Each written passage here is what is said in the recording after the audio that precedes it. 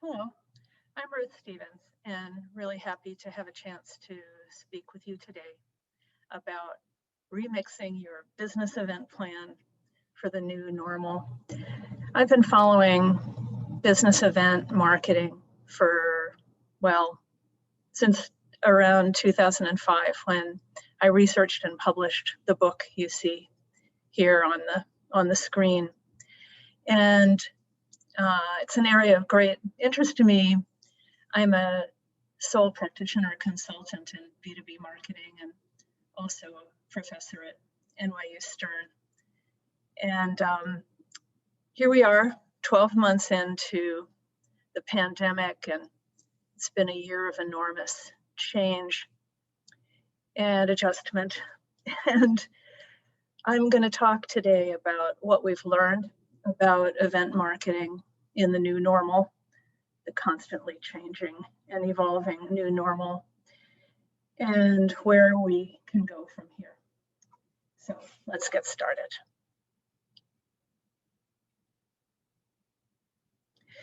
Now, I've been especially interested in event marketing because it's such a powerful element of the B2B marketing mix.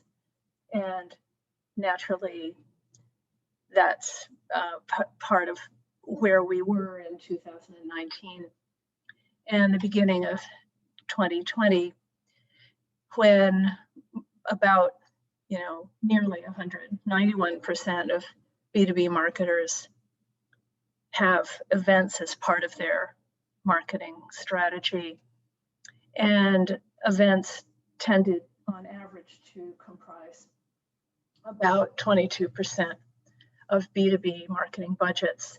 Often it's the single largest item in a B2B marketing budget. And matter of fact, I've met with some companies where it's as much as 60% of their marketing budget.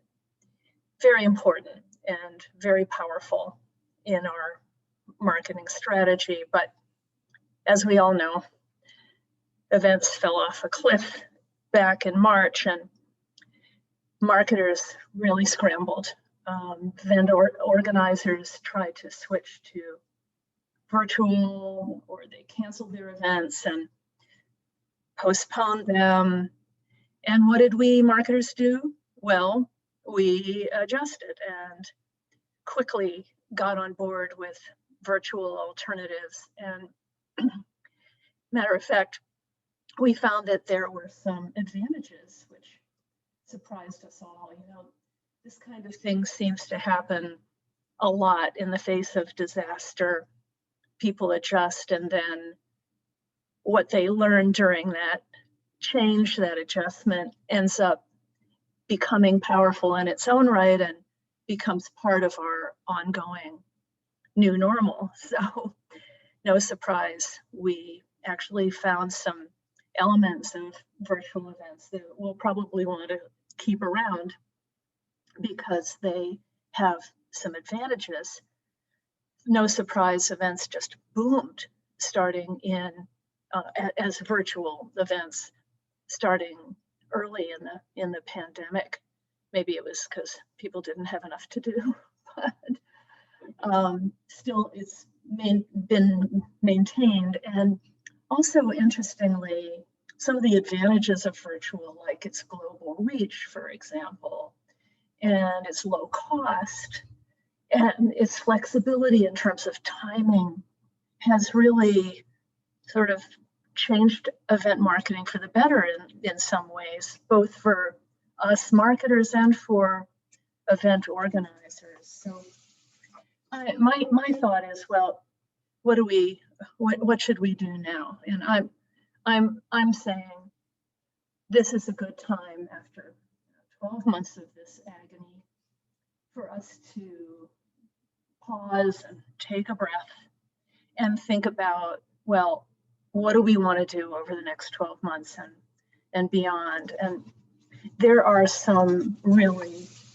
great opportunities that we can now integrate into our go-to-market strategies. And what I'm saying is, let's sit back a bit and remind ourselves, who are our target audiences? Who are our prospects? Who are our current customers? And how do we want to engage with them? Where's the value? What are their needs? What is our offering? And how are we going to engage with them most efficiently and effectively? So I think if we take the discipline of looking at our strategies with a fresh eye, a number of good ideas will emerge after our 12 months of experimentation and upheaval, frankly. So once we've figured out who they are and how we want to engage with them, then I think what's going to happen, I sort of guarantee it, is that we're all going to realize that we need to think in an omni-channel way. It's very clear that our customers, whether they're working from home or maybe they will return to their offices somewhat, still these people are involved with media through a variety of channels. And of course, much of this is digital, but not all of it. And what we're learning is that they're everywhere. And so we need to be everywhere. And we need to figure out how best to integrate events, whether hybrid or in person or virtual, into our go-to-market strategies. So how do we do that? Well, I would argue that there are two things that we need to take the time and discipline to investigate and straighten out. The first one is a contact strategy. And this is, the intent here is to stop random acts of marketing, as they say, and get strategic about our customer segments and build a journey map, in effect, or understand their buying process well enough that we can figure out how to influence that buying process in our favor by segment. And certainly that will involve multiple touches, multiple channels. But I urge us to lay out a contact strategy on paper. Well, not literally, but to specify it so that then we can be very clear about how we want events to fall into that plan. Then the second thing that we need is more of a technology than a strategy. It's about so-called identity resolution powered by so-called identity graph, which is basically a real-time database that assembles enough information that allows us to match the various activities that our customers are doing online and figure out that they are all the same person, so that we have a full picture of where our customers are and how to reach them. And this allows us to then conduct multi-channel communications to our customers that are relevant and correct without mixing up our messaging, reaching the wrong person, and missing some of their activity. So most large database marketing companies provide identity graphs today, and that's an important part of the new normal. So now the question then becomes where events fit. And this is a tough one because things are still evolving really fast. But I would argue from my experience over the last 12 months of attending a lot of conferences, trade shows, webinars, seminars online, that some of the marketing activities and tactics that we want to pursue are very well suited to virtual events and some are not. So I would, this is just my opinion, but what I'm seeing is that if your goal is to build brand awareness with a virtual conference or trade show, the best way to do that is to secure a speaking engagement or become a sponsor or both. And if your goal is lead generation, then the best functionality or the best applications are networking and breakout rooms, and sometimes exhibiting and sponsorship. And then finally, if you you have a goal of engaging and deepening your relationship with your existing customers and prospects, then I recommend proprietary events, and I'll talk a bit more about that now. As a matter of fact, proprietary events have really turned out to be the star of event marketing during COVID.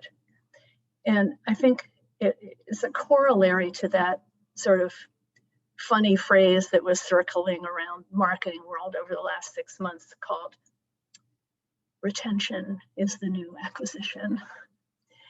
And of course, this relates to the fact that when in the early days of the pandemic, it was really hard to do prospecting. We didn't really know how to talk to our customers and prospects. We didn't know where they were a lot of the time. And so we focused kind of kicking and screaming on our existing customers in an effort to deepen those relationships, to upsell and cross-sell and account penetration, account expansion. And virtual events had a lot to offer in that area. So B2B marketers were quickly undertaking proprietary events like podcasts, webinars, and virtual conferences on a small scale that were proprietary to them. I also saw some really excellent work in the area of small group meetings, like peer-to-peer conferences where, one salesman would be the moderator and the rest of the panel or discussion group, like a small breakout group on Zoom, would be sharing or discussing a difficult issue that they all faced. And this would be invitation only, and the peers would really welcome the chance to meet and brainstorm with each other, and they appreciated the organization and the moderation from the marketer, and really helped develop a deeper relationship.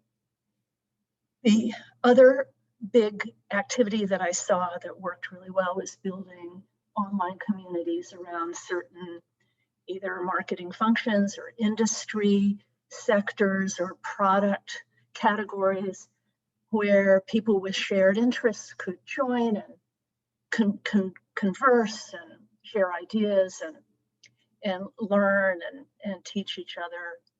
This kind of activity was working really well, and I think is likely to be something that we'll want to continue. And so that's about proprietary events.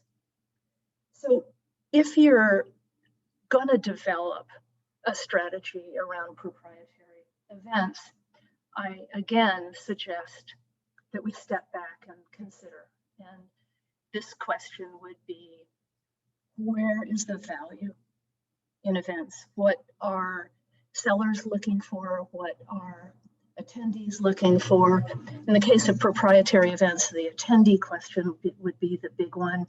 But if you're an event organizer, you're trying to attract the sellers, and you need to understand them as well. And these are the areas that that I think both sellers and attendees are focused when they decide to get involved with an event. And this is really a question of understanding the market need. And I'm not going to read through these. You can they will be self-explanatory, but I think it's important to take a minute and think through, why are we even doing event marketing? Where does it fit in the go-to-market strategy and the marketing mix based on what it's good at and what our audiences are looking for? So once that work has been done, the best applications will emerge almost naturally. And if running a conference or attending a conference, sponsoring a conference is part of your conclusion of what you want to do, then I'd like to share with you some of the really nifty features that I've seen these last 12 months that are, I think, really important to B2B marketers. And again, I'm not going to go through each of these, but there's a lot of platforms out there. And some of them are pretty robust and others are pretty lame. And these are the elements or the features that I've found to be really productive for B2B marketers. Because as I said earlier, the reason B2B buyers attend conferences is they're looking to get educated, but equally importantly, they're looking to meet people. And the virtual platforms that we have in place today are really strong on the education side. The speakers are terrific. The platforms are beautifully designed to deliver panels and lectures and presentations and teaching environments. But when it comes to the networking part, they've been pretty weak. So these are some of the capabilities that I think marketers and attendees are looking for, and namely networking, and that marketers can be sure will deliver on that objective. So let me just add that my conclusion today is that B2B marketers are still in the experimental stage of figuring out virtual events. Now we're all trying to figure out hybrid events, and look at these numbers. 93% of us are planning to continue investing in virtual events in the next year. I see this as both comforting and exciting, because these platforms are going to continue to evolve. New and dynamic features will continue to be introduced, and there's going to be a wonderful long-term outcome for virtual and hybrid events over time.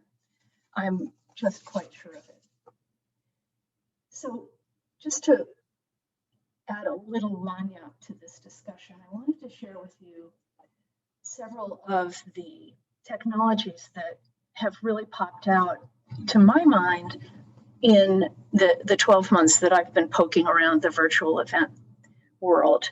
These are three that you might want to go investigate.